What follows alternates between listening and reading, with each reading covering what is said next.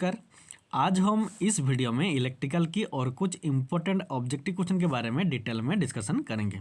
और अगर आपको वीडियो अच्छा लगता है तो सब्सक्राइब जरूर कीजिएगा। तो देखो आज का पहला क्वेश्चन शुरू करते हैं। पहला क्वेश्चन देखो, identify the items on in the figure. ये जो फिगर है ये हमारा टनल डायोड का फिगर है या फिर जेनर डायोड का फिगर है या फिर लाइट एमिटिंग डायोड का फिगर है या फिर फोटो सेंसिटिव डायोड का फिगर है। तो इसका आंसर होगा ये जो फिगर है ये हमारा जेनर डायोड का फिगर है। तो ऑप्शन नंबर बी होगा इसका करेक्ट आंसर। तो देखो ये जेनर डायोड क्या होता है। देखो नॉर्मली जो हमारा डायोड होता है उसका सिंबल ऐसे रहता है। देखो ये हमारा नॉर्मल डायोड का सिंबल रहता है, लेकिन इसमें अगर कुछ जेड जैसा ये बनता है तो इसको क्या कहते हैं ना, जेनर डायोड कहते हैं। तो ये हमारा जेनर डायोड का सिंबल है। देखो और ये जो जेनर डायोड होता है ये नॉर्मली रिवर्स बायस्ड में ही कनेक्ट किया जाता है। मीन्स ये जो डायोड है इसका ये पॉजिटिव साइड है और ये इसका नेगेटिव साइड है। ये जो पॉजिटिव है ये बैटरी के नेगेटिव के साथ और ये जो नेगेटिव है वो बैटरी के पॉजिटिव के साथ अगर कनेक्शन होता है उसको क्या कहते हैं, रिवर्स बायस्ड कहते हैं। और ये जेनर डायोड हमेशा मैक्सिमम टाइम रिवर्स बायस्ड में ही कनेक्ट किया जाता है। तो ऑप्शन नंबर बी होगा इसका करेक्ट आंसर। देन देखो next question, the internal resistance of an ideal voltage source is. देखो एक आइडियल वोल्टेज सोर्स की इंटरनल रेजिस्टेंस कितना होता है, 0 होता है या फिर इन्फिनिटी होता है या फिर ये कुछ वैल्यू होता है, फिनिट वैल्यू होता है या फिर नॉन ऑफ द अबव। तो इसका आंसर होगा एक आइडियल वोल्टेज सोर्स का जो इंटरनल रेजिस्टेंस होता है वो 0 होता है। ऑप्शन नंबर ए होगा इसका करेक्ट आंसर। तो देखो कैसे होता है।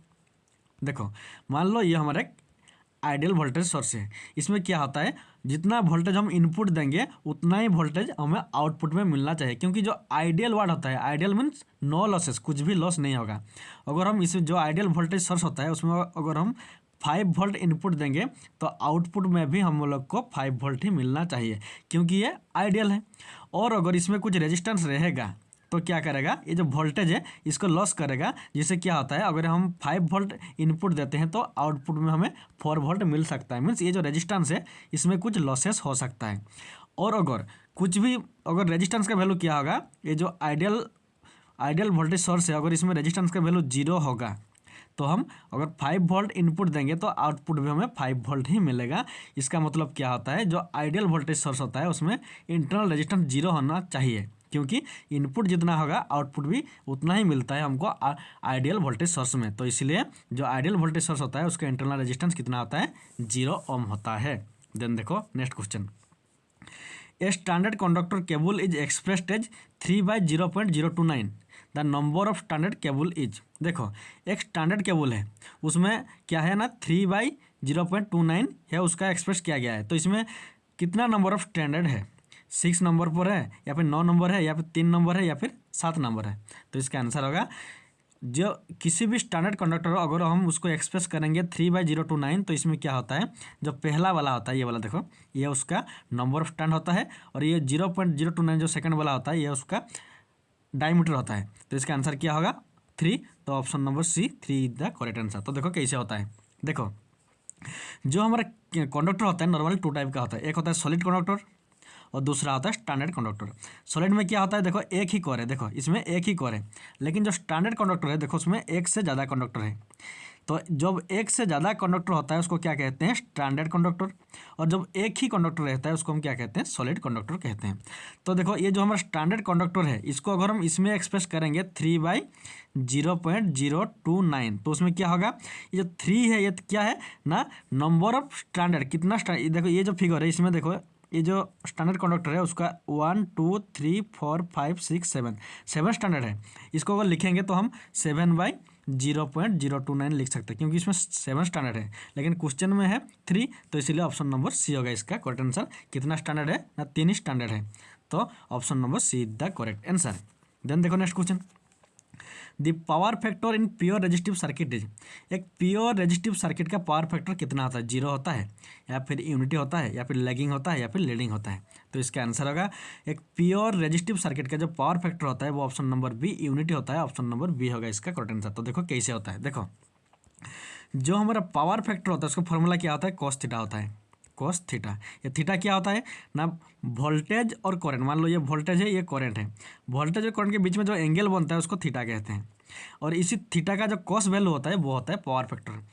और जो हमारा रेजिस्टिव सर्किट होता है उसमें क्या होता है, देखो ये रेजिस्टिव सर्किट, इसमें देखो वोल्टेज और करंट एक ही लाइन में है, ये देखो एक ही लाइन में करंट भी है और उसी लाइन में वोल्टेज भी है, मीन्स दोनों के बीच में थीटा का एंगल कितना है, 0 डिग्री है।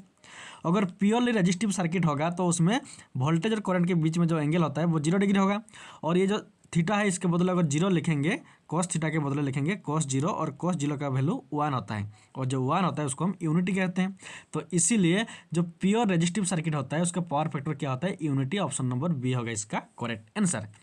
और एक बात देखो, अगर प्योरली इंडक्टिव सर्किट होता है, जैसे कि हमारा ये वाला फिगर देखो, प्योरली इंडक्टिव सर्किट, इसमें पावर फैक्टर कितना होगा, कॉस वोल्टेज और करंट के बीच में एंगल क्या होता है, 90 डिग्री होता है, तो 0 होगा।